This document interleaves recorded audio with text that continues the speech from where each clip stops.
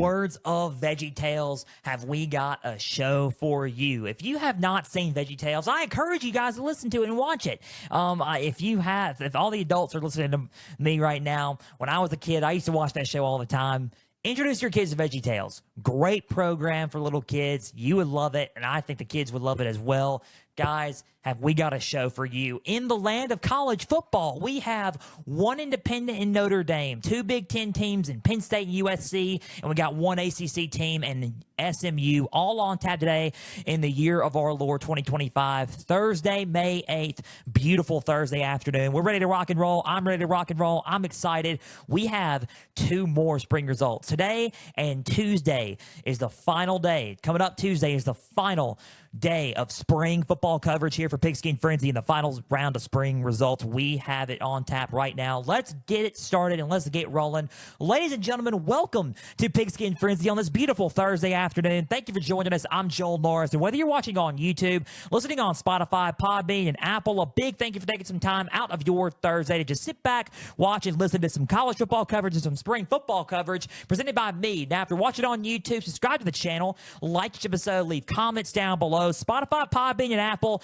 All you got to do is just share around with others and follow on there as well. X and Instagram at Pigskin_Frenzy. Follow up the pages there. You're going to get episode updates, news and highlights from across college football. You're going to get trivia questions on Instagram stories. Go and answer today's college football question as well as all things up to date for Pigskin Frenzy. There's the website, www.pigskinfrenzy.weebly.com. There's a platforms page. There's a store and affiliations page. There's also a contact info down below. Name, email, question. I'll answer it on air or off air if need be. All things on the website for Pigskin Frenzy, www.pigskinfrenzy.weebly.com. Guys, we are ready to rock and roll with some more spring results. Last episode was awesome. Great. Keep it coming. 4,900 plus listeners for the show each and every Tuesday and Thursday. Thank you for joining us and listening to some spring football coverage and some college football coverage each and every week. We could not do this without the Lord,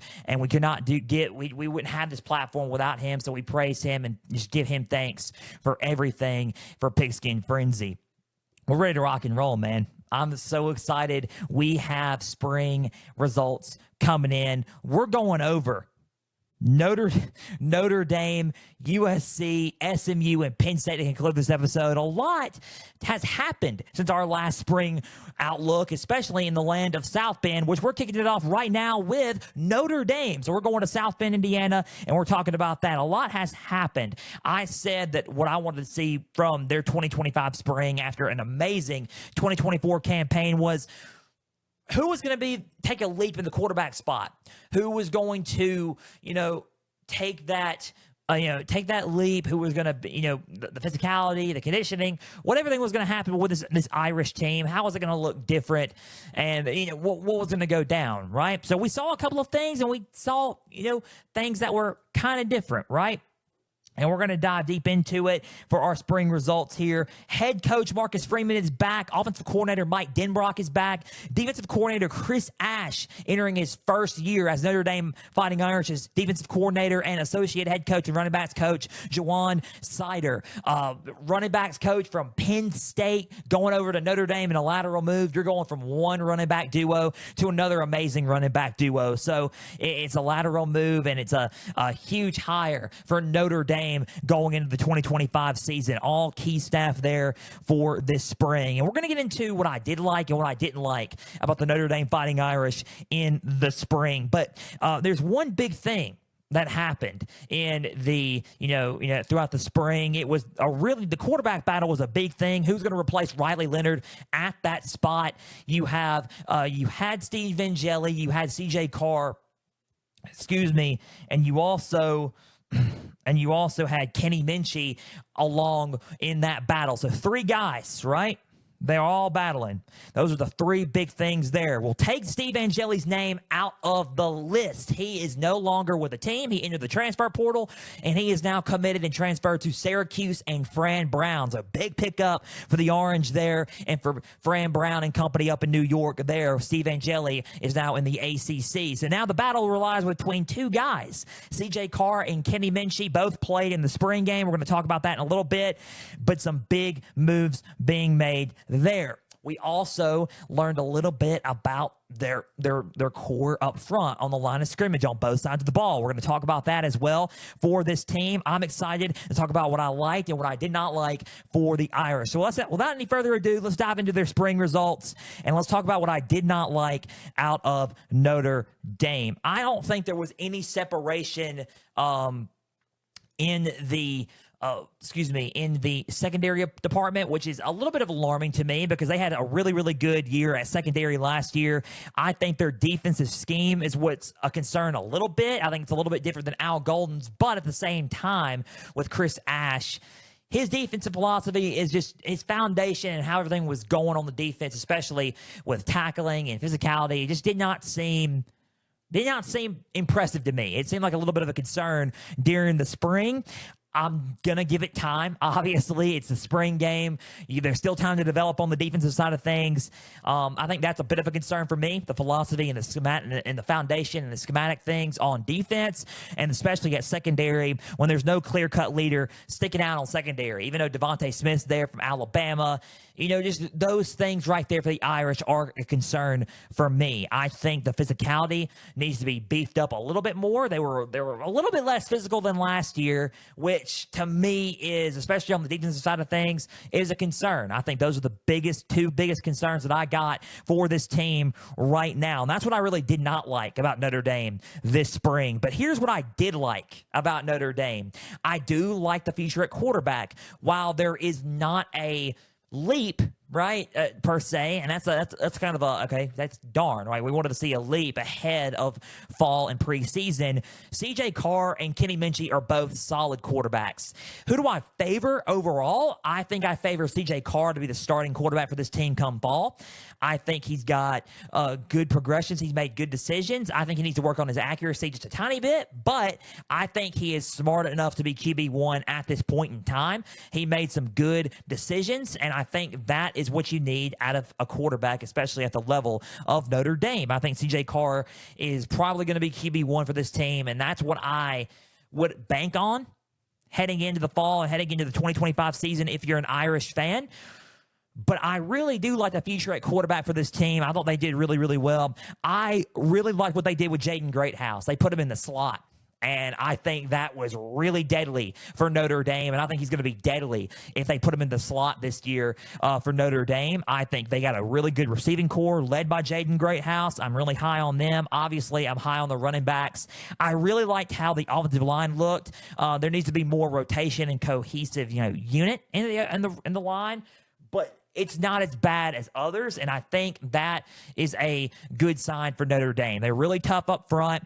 They look powerful. They look physical, and they look like they're going to be a team to be feared up front, at least on the line of scrimmage on the offensive line during the 2025 season. I think the defense is the only concern right now, and I think they need to get that even more developed heading into the 2025 season. So those are the things that I disliked and did like about Notre Dame. I'm curious to see where Notre Dame's going to end up in the preseason. Overall, how I have them entering the season in the preseason is top 5. I think they're at least number 5 entering week 1 of the season.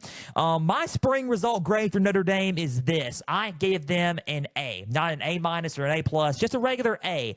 I think that due to the defense is a little bit concerning, just a tiny bit. The development of them is a concern, but I will say this.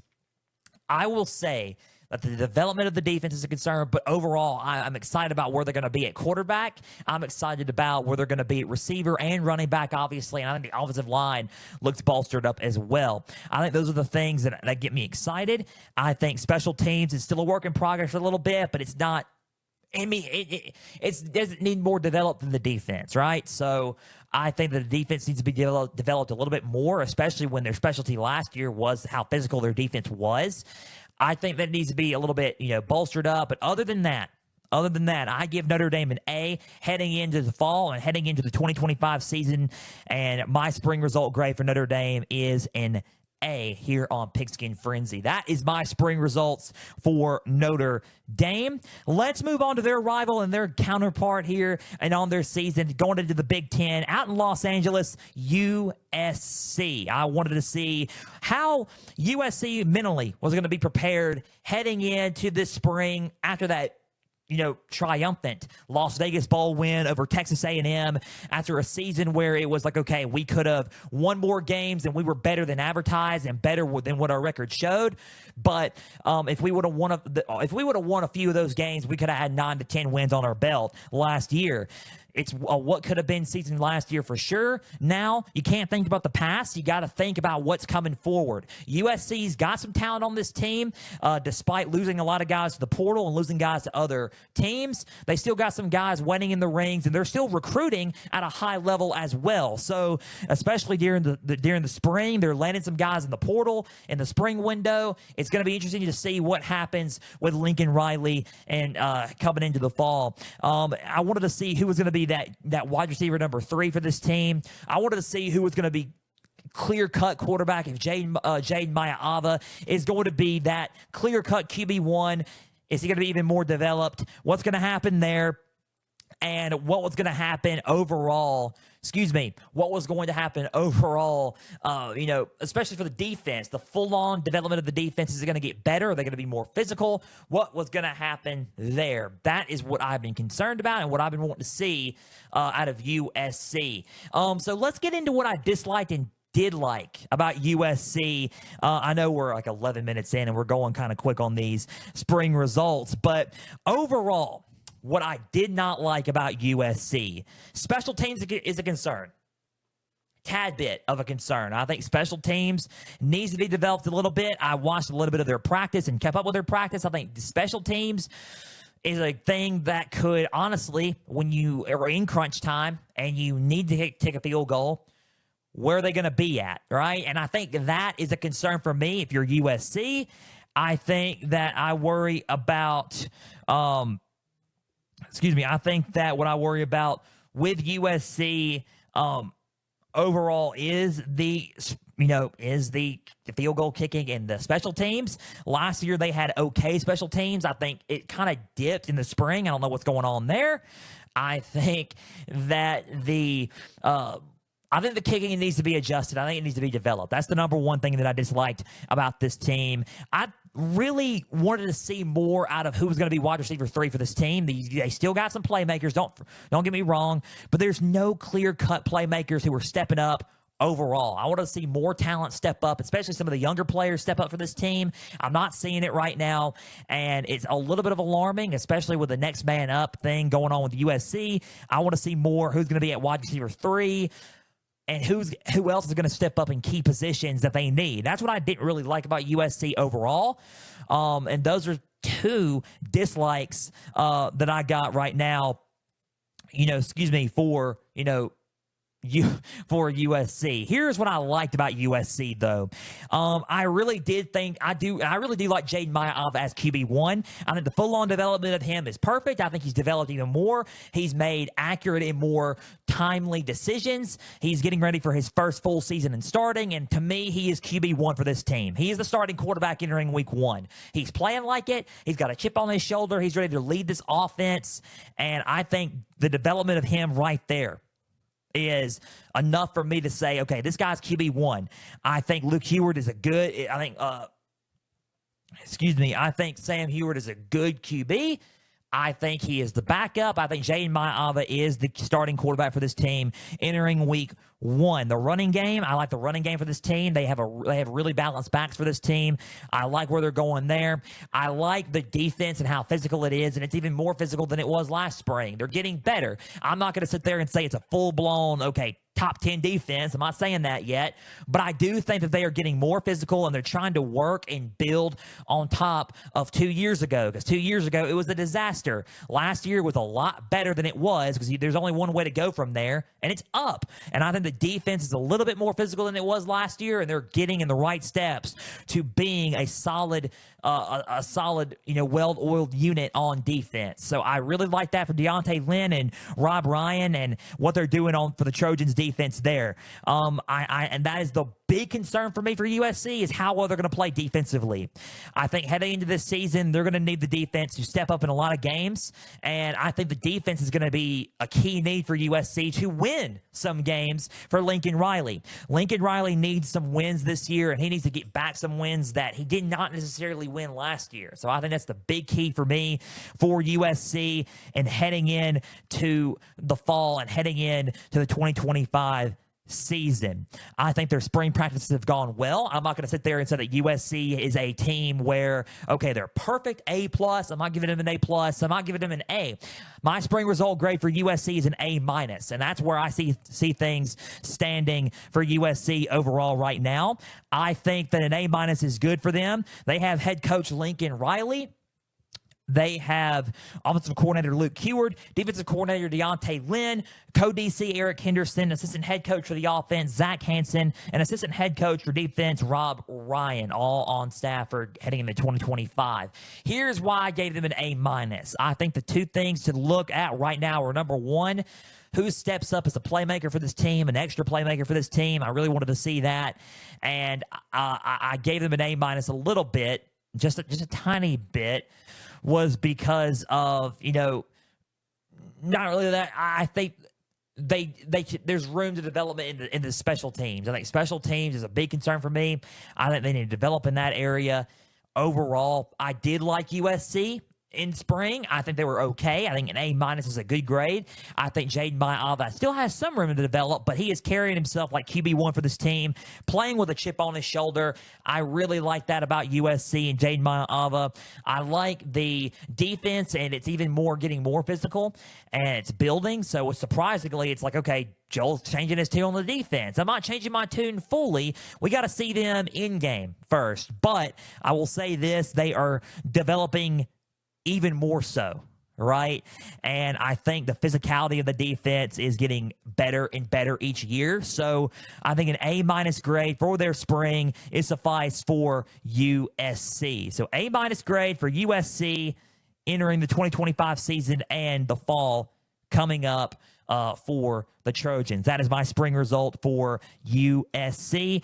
Two more teams before we conclude today's episode of Pigskin Frenzy. We have going to the ACC now to SMU. Coming off of a epic season last year, season where they went all the way to the ACC championship, lost to Clemson, but still got into the college football playoff, ended up playing the team in the first round that we're going to talk about to conclude this episode in Penn State and getting a harsh wake-up call in Happy Valley in State College, Pennsylvania, where Penn State soundly defeated SMU and in the SMU Mustangs there in State College. So I wanted to see a lot heading into this spring. How do they mentally bounce back from that?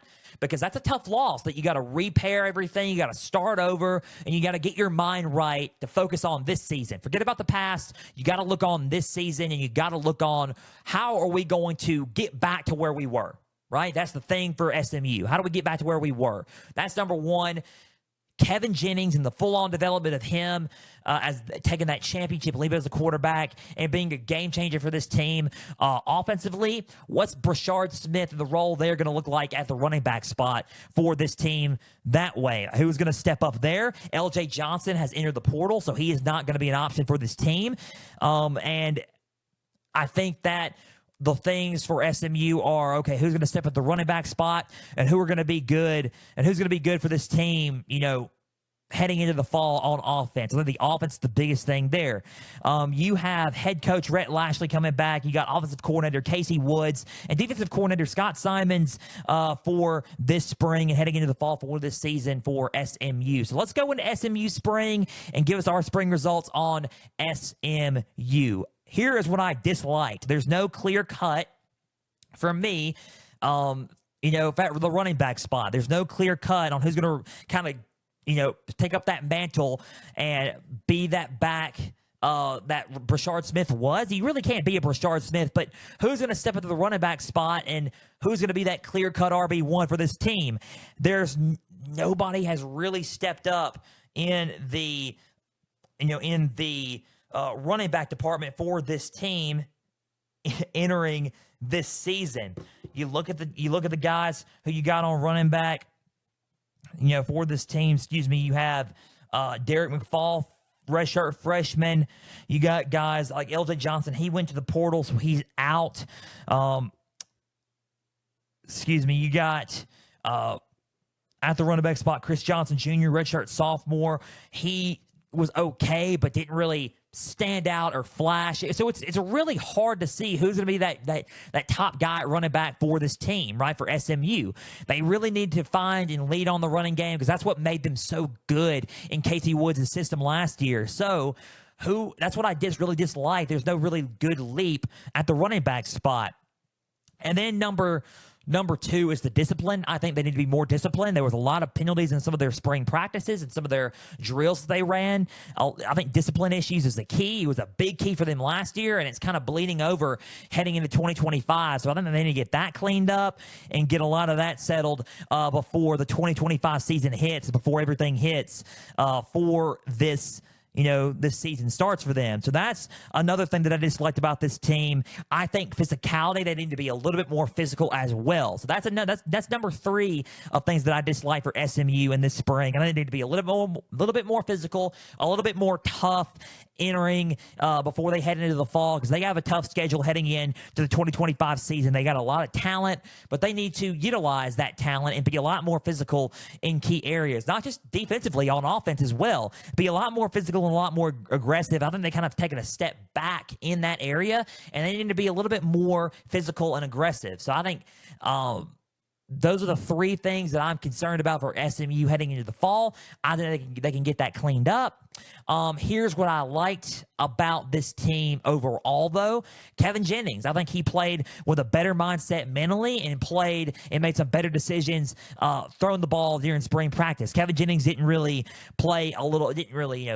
utilize himself a little bit at the final tail end of everything, but I think that he did enough during the spring to show, okay, I'm the starting quarterback, I'm the captain, I'm the leader for this team, I'm QB1, and I'm going to be a game changer for this offense. So Kevin Jennings did show a little bit of that and show a little bit of, hey, I'm going to be, this guy for SMU, right? So that's a big thing that I liked about SMU. I really liked the offensive line. I think the rotation, the cohesion on the offensive line is what I liked about this team as well. I think they got some good blockers up front that could make a difference for this SMU offense heading in to the 2025 season and the fall. I did also like the secondary for this team. I really did like the secondary on defense for this team. I think they looked really, really good. The rotation was good. They blocked routes really, really good. They read what the receivers were going to do all spring practice and all spring, and I really liked and am high on SMU secondary entering the 2025 season. So you got that there. I like that about them there, and that's also what I liked and disliked about what SMU spring is looking like there. So overall, how do I grade SMU spring and give you my spring result on SMU? Overall, I give them an A-, not an A+ or an A, just an A-. I think that there is some room to grow for SMU overall. I think that disciplinary, and I think running back, taking a leap at the running back, and I think, those things right there, who's standing out in those 2 regards, to me, give them an A-. They got some room to develop on that end, just developing and just cleaning up some of those issues and cleaning up, and not only that, cleaning up the disciplinary issues as it bleeds into this year. Not only that, trying to figure out who's going to lean in the running game to help out Kevin Jennings in a balanced offensive attack that Rhett Lashley and Casey Woods like to present. I think those are the biggest things for SMU to answer right now. They can have time up until preseason and fall to answer that, but that's what I really want to see from SMU overall. So, overall, right? And I think, yes, that's what I want to see. That's what I like. And that's what I want to, see from SMU there. So overall, an A- is the grade there. I really like Kevin Jennings. I'm high on him. I think the dislikes give me the A-, but what I do like about this team is Kevin Jennings, how he carries himself as a leader. The offensive line and the secondary on defense are the things that give me that A- and keep them in that A grading scale. So A- for the spring for this team. I think that they're going to be a solid team in the ACC. We will see how they do heading into the fall and the 2025 season. But an A- is my spring result grade for the SMU Mustangs. Okay, here we go. Last but not least, Penn State. We got Penn State on tap, and we are ready to rock and roll with Penn State. I'm curious to see how everything's going to turn out for Penn State after a good, solid last year in the 2024 campaign. They made it all the way to the Orange Bowl, one game away from the national championship, lost to Notre Dame in the Orange Bowl in the College Bowl playoff semifinal. They're ready to rock and roll. They're ready to come back and have a mission. They brought a lot of their key players back on offense. They brought back Drew Allard. They brought back Katron Allen. They brought back Nicholas Singleton, and they brought back their dynamic duo running backs. They brought back a lot of the guys from the O-line. They brought in two new receivers with Devontae Ross and Kyron Hudson. They also have to replace some guys on defense, but I think those are some guys that could step up for this team on defense as well. They brought in Jim Knowles to replace Tom Allen at the defensive coordinator spot, and an A+ hire for the defensive coordinator spot. Andy Kotelnicki is back. Andy Kotelnicki is back, and James Franklin's back, along with defensive coordinator Jim Knowles. All there for the 2025 season, entering in the fall and including this spring. So for Penn State, turning back the page, don't focus on the Orange Bowl, focus on what's happening in 2025 and looking ahead of this year. James Franklin is confident in his team that they could make the playoffs and probably be national champions. I don't think we've heard James Franklin be this high on his Penn State Nittany Lions in quite some time, but he is ultra confident. He is national championship minded confident. So we're going to see what he's thinking there. I'm confident in this team, and I'm high on Penn State, and I think they're going to be a top 2 team entering week 1, top 2 team entering week 1, at number 2 in the preseason, entering week 1 for the college football season. So let's get into the spring and let's talk about what I liked and disliked from Penn State this spring. Number 1, I really am not seeing any more room for growth on the defensive line yet. I think that's what I wanted to see by spring, and we have not seen that yet. I think that's one of the things that I disliked about this team overall. I think conditioning needs to be a little bit better as well.